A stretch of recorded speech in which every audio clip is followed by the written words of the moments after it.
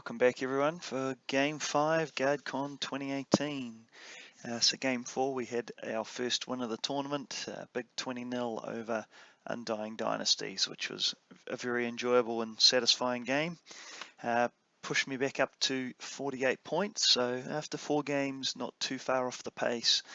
And Game 5 we are playing against my stepson Curtis, giving me the opportunity for probably an easy win and hopefully another 20 points. So moving on to his list, you can see he's playing Highborn Elves as always.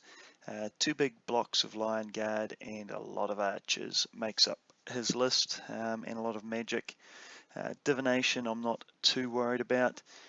He's got Quicksilver Lash on his BSB, which is a bit of a concern, but that's just the one spell to stop each turn. He can use his Divination if he likes and kill off some chaff. Probably won't kill many knights with having a 1-up save. So all in all, this is not a list that I'm worried about really at all.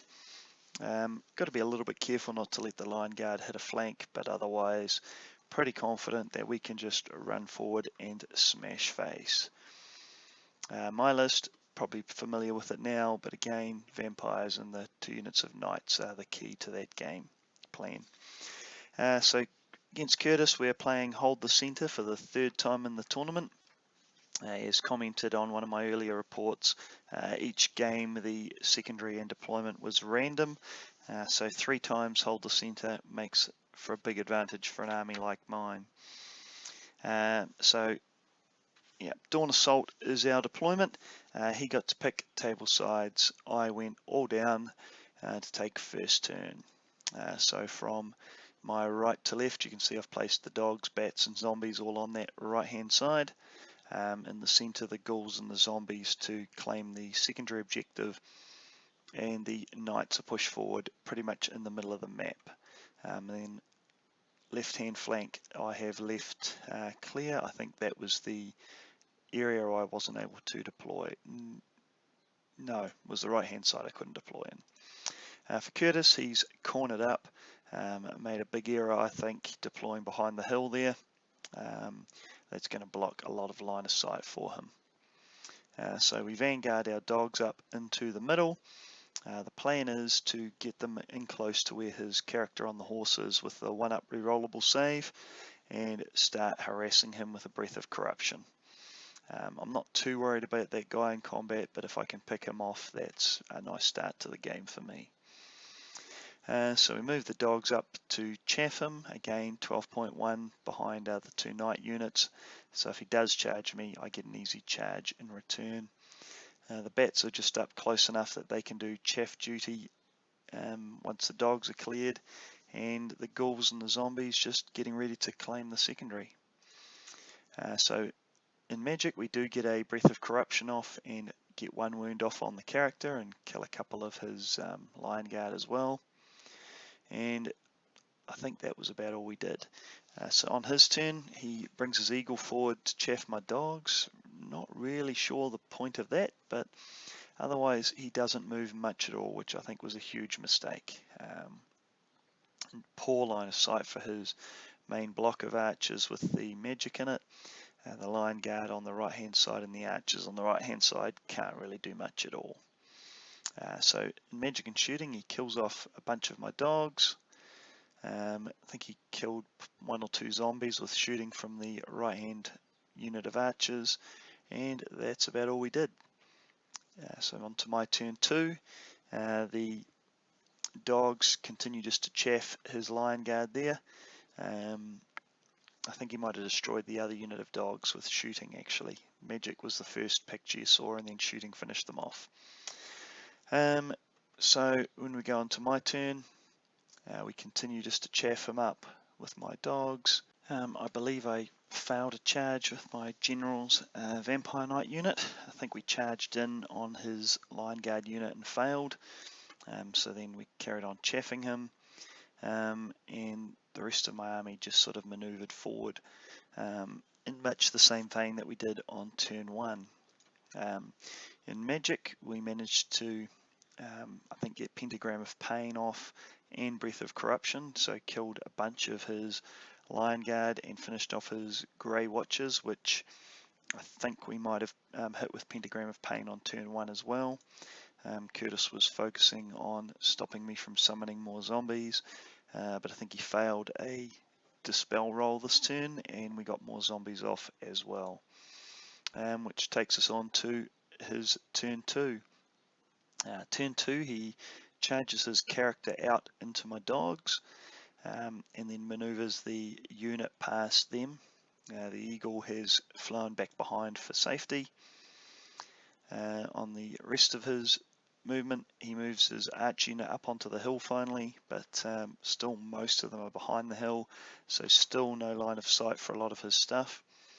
The other Lion Guard unit moves forward, but it's not on the hill, so again I can hide behind the hill if I wish to. So he's still very much in a bad position with most of his things where he can't really achieve a lot. In Magic, he manages to inflict a wound on my general's bunker, kills off a couple of zombies with shooting, and then we go on to combat. His character is in a challenge with me with charge and the wounds he did. He manages to make me crumble a little bit, but we hold him up for a turn, and we go on to my turn. So this time we do make our charge. Both vampire units manage to charge in and hit the Lion Guard that are closest. The bats chaff him up just to make sure he can't charge into my flank there and challenge with the champion and get huge combat rares. And then on the right hand side, I've just made sure his Lion Guard have no line of sight. So we've got 2 units of infantry there ready to chaff him up as they come forward. The vampires should be able to destroy pretty much the rest of his army from there. So in Magic, we summon some more dogs so we can keep his character tied up with those dogs there. We also managed to create a unit of zombies to chaff up his Lion Guard. So pretty much controlling movement there. In combat, we destroy the Lion Guard unit. I think we kill them to the last man, and we just turn and reform. The general's unit ready to kill his archer bunker, and the other unit either can charge that way or we can take out the character when he finishes off the dogs. So in the dog fight with this character, again in the challenge he just kills me and we crumble a little bit. We've got him tied up for his turn as well. So on his turn, the eagle charges in to help kill the dogs. The archers come forward, and I think they charged into my vampire unit, and I have no idea why they did that. He could have just chaffed me, but instead he charged into combat, charged the big block into the bats and the Lion Guard into the zombie unit that I summoned. In Magic, in shooting, I think he kills off a couple of these zombies at the back, but again I'm not too worried about that. He kills the dogs, the eagle overruns into the bats, and the character just reforms. In the other combat, we destroy his archer unit. I think he fled actually. I don't think we killed him to the last man because we've overrun into the flank of his archers, and his small arch unit I think bounced through his units and off the table. So the bats were destroyed by his archer unit, and his Lion Guard destroyed the zombie unit. As we go on to my turn, so my character charges out into his 1-up rerollable character.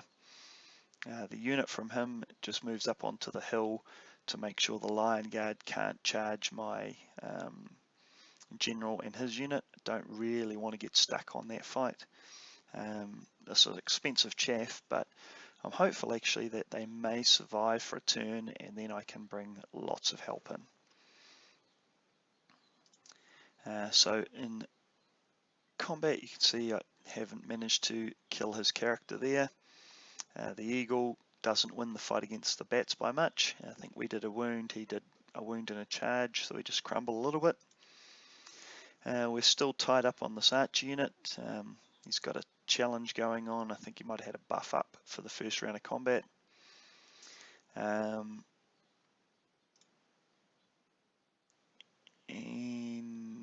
oh, we've managed to summon a unit of zombies to chaff his Lion Guard up, so we can't even charge my vampire unit. In the next round of combat, the bats keep holding the eagle up. We've destroyed his archer unit and are now ready to charge his Lion Guard. He turns the archers around at the back to shoot at me, charges his Lion Guard into the zombie unit, which he promptly destroys, and overran, I think. The eagle kills my bats, but my character kills his character. And we move on to my next turn. We managed to kill the eagle. We charge into the archers here to destroy them. And the zombies just move up to chaff his Lion Guard. This unit here just reforming, ready to be able to charge. In combat, in his turn, he charges the zombies. It should destroy them, but then I'm ready to charge him from several directions there. He fails to kill all of them, in fact only leaves 3, which is perhaps even worse, as now I can flank charge him with the ghouls, I think rear charge him with the knights, and he's only got 3 zombies he can kill for combat res. So on my turn we do that.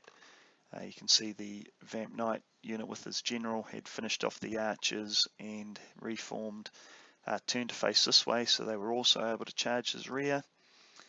So then on my turn we pretty much destroy that unit, and that is the game. So a very quick and one-sided game. Few deployment issues for Curtis, compounded what was already, I think, going to be a very difficult matchup for him. Yeah, unfortunately for him, he's been off the scene for a while, hasn't played for at least 6 or 7 months. So yeah, very rusty, and it showed. So we got a 20-0 there, which pushed us up to 68 points for the weekend, which is a pretty satisfying score, and managed to submarine up and take 3rd place. So I'm pretty satisfied with that. I think if I'd had a fully painted army and got the bonus 5 points for that, we would have taken 2nd. So pretty happy, I guess, in the end. After a very glum first day, we get 2 20s on the 2nd day and jump up into 3rd, which, you know, overall not a bad result with such a limited amount of time to learn the army and get it ready. So I learnt a lot about how to use my characters and enjoyed the tournament. Always one of our better events, Guardcon. We've already submitted our list for War Banner, which is just a week later, so we've kept the same list, but the army will look hopefully quite a lot different for you as we move on to War Banner. I spent most of that week painting and getting my army ready for War Banner so that I wouldn't show up with such a rugged looking army for the next tournament. So I hope you've enjoyed this one. Got all of these battles out fairly quickly for you, so we can move on to War Banner and hopefully a much better looking army. We're back to work though shortly, so those battle reports are going to dribble out much more slowly.